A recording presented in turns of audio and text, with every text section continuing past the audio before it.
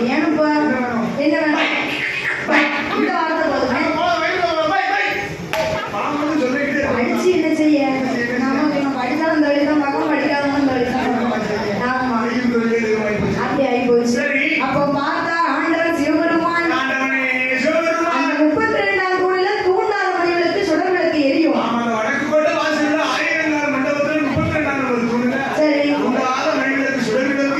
அது கீழே போய் நின்று 2 காலையும் மண்டி போட்டு நின்று மண்டி போட்டு முந்தானை ஏற்றி சொன்னா உனக்கு ஒரு பிள்ளை கிடைக்குமா என்று ஆண்டவன் சிவபெருமான் சொன்னபோது பார்வதியானவள் குளித்து நீராடி கோல வண்ண பட்டுடுத்தி ஈரத்துணியோடு அன்னி சொருன்னு வண்டிய அப்படி ஈரத்துணியோடு வந்து கைலாசத்தி ராமன் சொன்ன சொல்லுபடிக்கே வடக்கு கோட்டை வாசலின் 32ஆம் தூணதில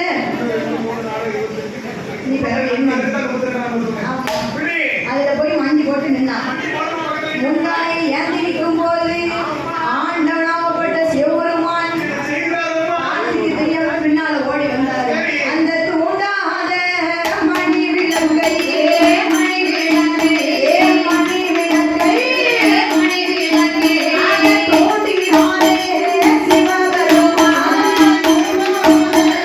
மணி விளக்கையே மணி விளக்கையே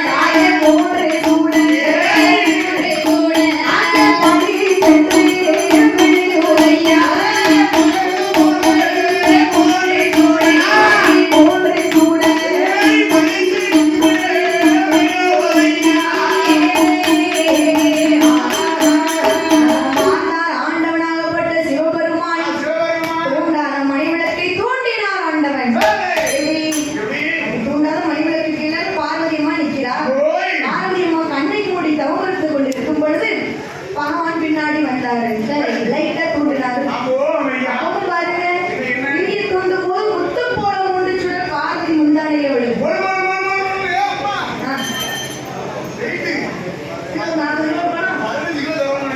நல்லா 15 கிலோ பிள்ளை கவனித்தாலும் அப்பவும் பாருங்களேன் மகவன் இல்லாம அந்த பிள்ளை கிடைக்கிறதா அதனாலதான் சொல்லியிருக்கான் கணவன் இல்லாத பிள்ளை காளி உலகத்தில் இல்லை என்று சொல்லி ஆமா என்ன எத்தனை கிலோ சரி எத்தனை அதான் அப்படி இருக்கேன் சோறு மரம் ஆமா சரி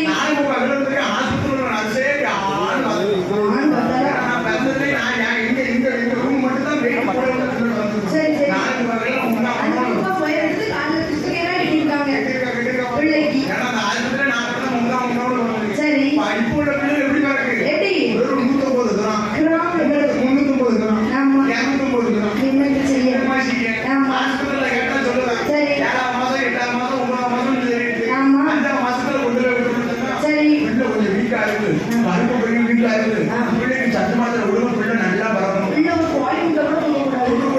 அப்படின்னு சொல்லிடுவோம் பிரசவமா இருக்கும்போது சரி சத்து மாத்திரை சத்து மாத்திரை மாசம் மாசம் மாசம் மாசம் மாசம் கொடுத்து பொண்டாடி கை கொடுத்துருவோம் பிள்ளை எத்தனை மாசத்துல இருக்கு 7 மாசத்துல போற மாசத்துல பார்க்க போறோம் பிள்ளை இருக்கு 150 கிராம்ல இருக்கு தப்பு சார் நீங்க இதெல்லாம் சொல்லி சத்து மாத்திரை கொடுத்தா பிள்ளை நல்லா முகம் பரவும் சரி அங்க பிள்ளை பார்த்தா 150 கிராம்ல இருக்கு என்ன நடந்துச்சு கேட்கலாம் பின்னாடி அப்படி தராசுல ஆளாச்சு வீட்டுல இருந்து கல்யாணம் முடிஞ்சு வரும்போது 45 கிலோ இருந்தா பாறை இருக்கு பொண்டாட்டி பிரசவம் முடிஞ்சு எடுத்து ஏன் அப்பா முங்க 25 கிலோ ஆயிட்டான் சக்கரம் அவளுக்கு சந்து கூட முன்னாடி தான் பிள்ளை அந்த கிராமத்துல நிறைய பிறகு ஒரு இது வீட்டு அதை டாக்டர் தலையில போடுவாரு போட்டு அப்போ பார்த்தால் பாராதேவியானவள் அவன் முத்து போல 3 சுடர் விழுந்த போது மூட்டி பிடித்த பொம்மனையால் வாழ்வதாது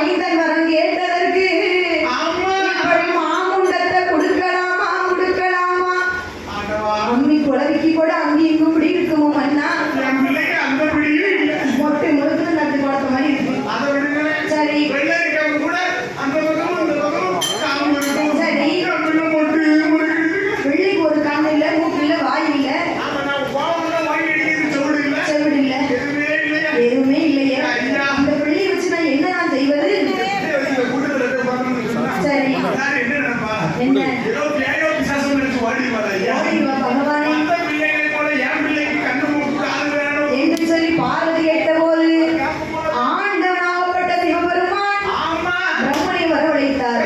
பிள்ளைக்கு உருப்பிடிக்க சொன்னார். பிரம்மன் வந்து உருவடிக்கிறாரம்மா. கண்ணு வேணும், காது வேணும். அமுக்கு வேணும், முடி வேணும். சரி, எல்லாம் அழகா வேணும். அப்படி பிரம்மன் வந்து உருப்பிடித்தார். ஆண்டவன் சிவபெருமான் உயிர் கொடுத்தார்.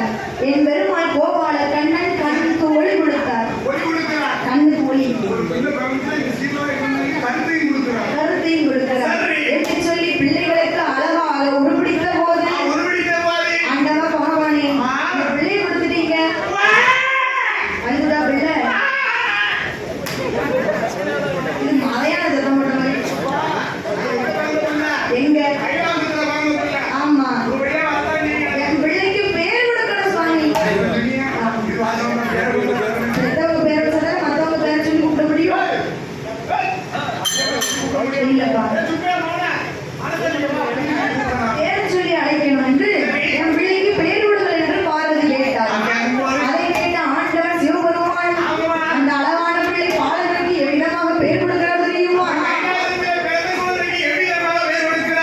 அப்பாடி முன்னமாக வந்து உருண்ட நாடு, அப்பாடி உருண்ட நாடு, உனக்கு முன்ன சாமி ஒரு உயர்வே. ஐயா உருண்ட நாடு,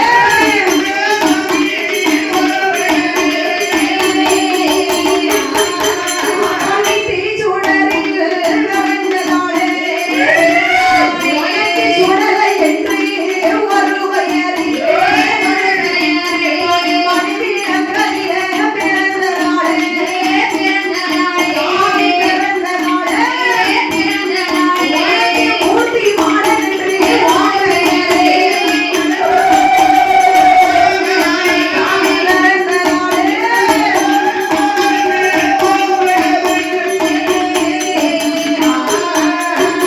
என் அப்பனே பாலகா, நீ முன்னமாக உருண்டதால் உனக்கு முன்ன சாமி என்று ஒரு பெயர், ஈச்சுடிகள் பிறந்ததால் உனக்கு சுடலை என்று ஒரு பெயர், எப்பா மணிவிளக்கில் பிறந்ததால் உனக்கு மூர்த்தி மான சுவாமி என்றே ஒரு பெயர். உன் பெயர்களை கொடுத்து என் ஆண்டவனாகப்பட்ட சிவபெருமான் 3 பெயர்களை கொடுத்த போது பிள்ளை பெற்றாலும் போதுமையா, பேணி வளர்க்க தெரியணும். ஆமா என்று சொல்லி பார்வதா தேவையானவள் என் அழகானவளை மூர்த்தி மான சுவாமியே பார்வதி அம்மா எப்படி வளர்த்து வருகிறாள் தெரியுமா?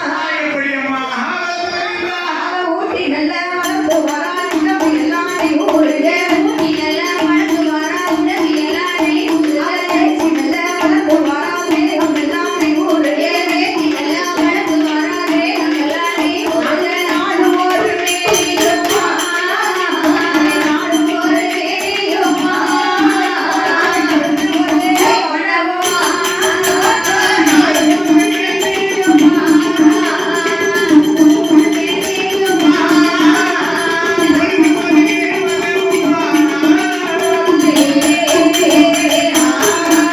ஒரு தோழரிலே தொட்டி கட்டி நடை மறக்கே, தோழரிலே தொட்டி கட்டி நடை மறக்கே. நாடு ஒரு வேணியம்மா, நாடு ஒரு வேணியம்மா, முடிச்சு ஒரு மரணம்மா,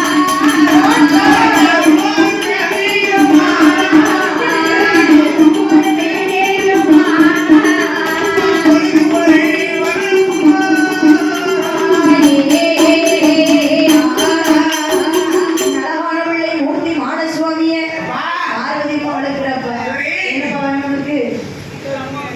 கருப்பட்டி அழி தின்னுப்பா.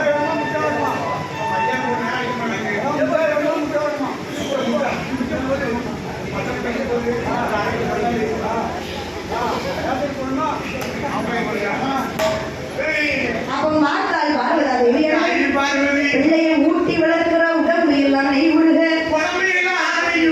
ஏற்றி வளர்க்கிற பிள்ளைக்கு தேகம் எல்லாம் நெய் விழுக. தோழரிலே வெட்டி வெட்டி தொடையில் நடைபெறத்தி அவளை என்ன தெரியுமாப்பா? தெரியாத தோழரிலே வெட்டி வெட்டி தொடையில் நடைபெறத்தின்னா என்ன? சரி